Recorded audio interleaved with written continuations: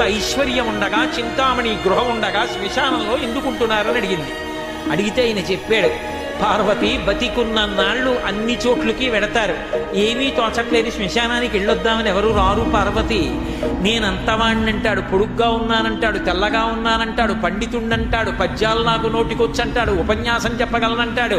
నాకు పాటలొచ్చంటాడు, నేను నాట్యం చేస్తానంటాడు, నేను అధికారినంటాడు, నా దగ్గర డబ్బు ఉందంటాడు. ఇన్ని ఉన్నాయనుకున్న వాడిలోంచి ఊపిరి బయటికి వెళ్ళిపోయిన తరువాత వాడిని తీసుకెళ్లి 4 కొత్త కర్రల మీద పడుకోబెట్టి చాప చుట్టి తాడు కట్టి పైన నూలుబట్ట కప్పి తీసుకొచ్చి అన్నీ తీసేసి కర్రల మీద పడుకోబెట్టి కాల్చేస్తుంటే జీవుడు లేచి నిలబడి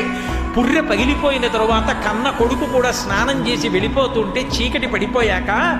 అయ్య బాబోయ్ చుట్టూ ఉగ్రభూతాలు, నా వాళ్ళన్న వాళ్ళు లేరు, వీళ్ళని నమ్ముకున్నాను, ఒక్కడు లేడని ఏడుస్తుంటే నేనున్నాను రా అని చెప్పడానికి నేను కూడా